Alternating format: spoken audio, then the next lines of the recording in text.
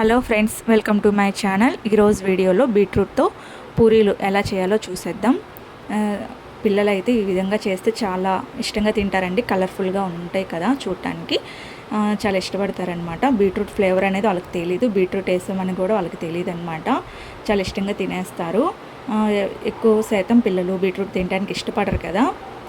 కూర చేస్తే ఈ విధంగా పూరీల్లో కానీ లేదా దోశలో కానీ ఇలా రకరకాలు వేస్ట్ చేస్తారంటే టిఫిన్స్ చాలా ఇష్టంగా తినేస్తారు. నేనైతే ఈరోజు బీట్రూట్తో పూరీలు చేశానండి. అలాగే దానికి కాంబినేషన్గా బొంబాయి చట్నీ కూడా చేశాను. ఈ రెండు పర్ఫెక్ట్ కాంబినేషన్ చాలా బాగుంటాయి.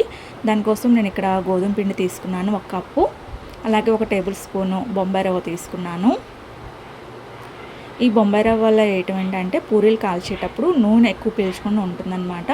అలాగే మంచిగా కూడా పొంగుతాయి. 1 టేబుల్ స్పూన్ బొంబాయి రవ్వ వేసుకున్నాక ఇప్పుడు రుచికి తగినంత సాల్ట్, ఉప్పు వేసుకోవాలండి.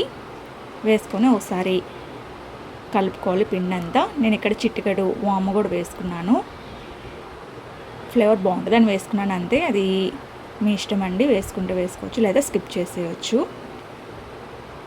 అలాగే నువ్వులు కూడా వేసుకోవచ్చు నచ్చితే. నేనైతే వేయట్లేదు, మా పాప తినదు నువ్వులు వేస్తే, అందుకని వేయలేదన్నమాట. ఇప్పుడు బీట్రూట్ అనేది 1 బీట్రూట్ తీసుకున్నానండి. నేను మీడియం సైజ్ బీట్రూట్ తీసుకొని ఇలా మెత్తగా జ్యూస్ చేసుకొని,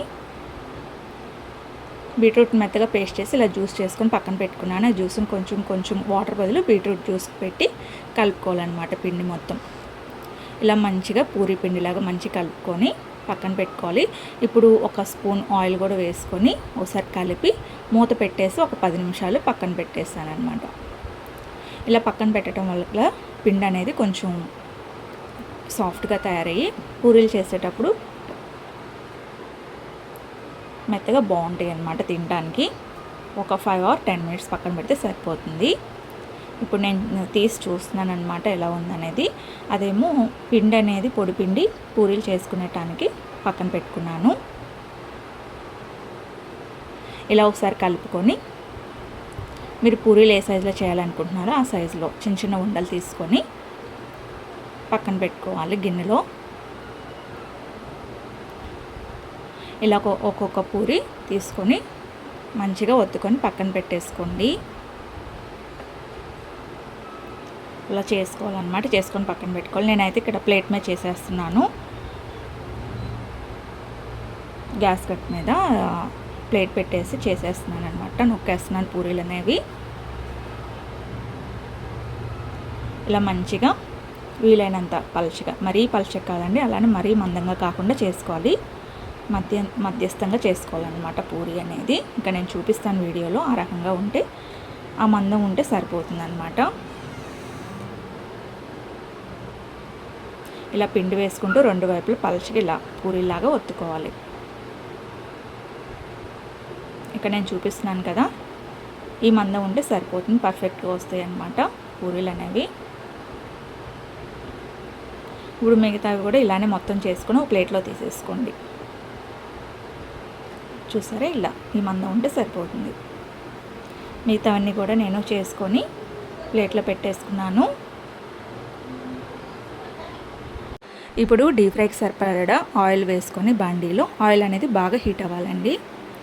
ఆయిల్ అనేది బాగా హీట్ అయితేనే పూరీలు అనేది మంచిగా పొంగుతాయి అన్నమాట. ఇప్పుడు ఒక్కొక్క పూరీ అనేది నేను ఇలా వేసుకుంటున్నాను. చూసారా, మంచిగా పొంగుతాయి. ఇప్పుడు వెంటనే తిప్పొద్దు, వేయగానే ఇలా ఆయిల్ వేసుకుంటూ పైన ఇలా తిప్పుకుంటూ ఉంటే చక్కగా మంచిగా 2 వైపులా ఉబ్బుతాయి అన్నమాట. మంచిగా పొంగుతాయి. ఇలా మొత్తం శుభ్రం కాల్చుకోవాలి. మిగతావన్నీ కూడా ఇలా కాల్చేసుకోవాలి పూరీలు. ఇప్పుడు నేను కూర కోసం బొంబాయి చట్నీ కోసం ఇక్కడ నేను స్టవ్ వెలిగించి ఒక గిన్నె పెట్టుకుంటున్నానండి. దాంట్లో ఒక మీడియం సైజ్ పెద్ద ఉల్లిపాయ ఇలా బారుగా కట్ చేసుకున్నాను. అలాగే ఒక పచ్చిమిర్చి కూడా మజ్జిగ కట్ చేసుకొని వేసుకున్నాను. దీంట్లో కొంచెం ఆయిల్ వేసుకొని ఒక 4 స్పూన్లు ఆయిల్ అయితే సరిపోతుంది వేసుకొని, అలాగే కొద్దిగా కరివేపాకు కూడా వేసుకొని బాగా వేయించుకోవాలి. ఎక్కువ వేయించుకోకూడదండి. మనం కూర చేసుకుంటాం కదా, ఆ విధంగా ఎక్కువ వేయకూడదు. లైట్గా ఇలా కొంచెం వేయగానే బంగాళదుంప వేసుకోవాలి. ఒక బంగాళదుంప నేను ఉడకబెట్టుకున్నాను, పొట్టు తీసి రెడీ పెట్టుకున్నాను. ఇప్పుడు మీకు రుచికి సరిపడా సాల్ట్ కొద్దిగంత పసుపు వేసుకొని ఒకసారి కలుపుకోవాలి. కలుపుకున్న తర్వాత బంగాళదుంప ఉడికించిన బంగాళదుంప ఉంది కదండి, ఆ బంగాళదుంప అనేది ఇలా చేతితో స్మాష్ చేసుకొని వేసేసుకోవాలి. నేను ఒక బంగాళదుంప తీసుకున్నాను, సరిపోతుంది మాకు. ఇలా వేసుకొని బాగా కలుపుకోవాలి. నేను ఫ్లేమ్ అనేది హైలో పెట్టలేదు, గాలి వల్ల మీకు అట్లా కనిపిస్తుంది. మీడియం ఫ్లేమ్లో పెట్టుకున్నాను నేను స్టవ్ అనేది. ఇప్పుడు శనగపిండి, ఒక టేబుల్ స్పూన్ శనగపిండి తీసుకొని వాటర్ పోసుకొని లంప్స్ అంటే ఉండలు లేకుండా కలుపుకొని స్మూత్గా కలుపుకొని పక్కన పెట్టుకోవాలి. ఈ వాటర్ అని దాంట్లో వేసుకొని ఇంకొద్దిగా ఆ గిన్నెలోనే కొంచెం వాటర్ వేసుకొని ఒకసారి కలిపేసి ఆ వాటర్ కూడా పోసుకొని సిమ్లో పెట్టుకొని ఇది కొంచెం దగ్గర పడేలాగా ఉడికించుకోవాలి. శనగపిండి అనేది స్మెల్ రాకుండా ఒక 2 or 3 minutes ఉడికించుకుంటే సరిపోతుంది. మరీ పలుచగా ఉండకూడదు, అలానే మరీ గట్టిగా లేకుండా చేసుకోండి. నేను చూపిస్తాను వీడియోలో. ఈ విధంగా చేసుకుంటే కనుక పర్ఫెక్ట్గా సరిపోతుంది. ఆరిపోయినా కానీ మనకి తినడానికి బాగుంటుంది అన్నమాట. ఈ విధంగా కలుపుకుంటూ ఉంటే మనకి ఉండలుండగా లేకుండా పైన తేటగా లేకుండా ఉంటుందన్నమాట. ఈ విధంగా ఉంటే సరిపోతుందండి గ్రేవీ. స్టవ్ ఆఫ్ చేసేసుకోవచ్చు. ఇప్పుడు నేను సర్వింగ్ ప్లేట్ తీసుకొని పూరీలు మధ్యలో ఇలా కర్రీ పెట్టేసుకొని సర్వ్ చేసేసుకుంటున్నాను. చూసారా, చాలా సాఫ్ట్గా చాలా బాగా వచ్చినాయి అనమాట. ఆయిల్ అనేది ఎక్కువ అంటుకోదు. మామూలు పూరీలు చేస్తే చాలా ఆయిల్ పీల్చుకుంటుంది కదండి గోధుమ పిండితో చేస్తే. ఇలా మనం బొంబాయి రవ్వ వేయటం వల్ల ఎక్కువ ఆయిల్ అనేది పీల్చుకోదనమాట. ఒకసారి ఈ విధంగా ట్రై చేసి చూడండి, మీ పిల్లలు కూడా చాలా ఇష్టంగా తింటారు. ఈ వీడియో కనుక మీకు నచ్చినట్టయితే ప్లీజ్ లైక్ చేయండి, షేర్ చేయండి, సబ్స్క్రైబ్ చేసుకోండి. Thank you friends, thank you for watching.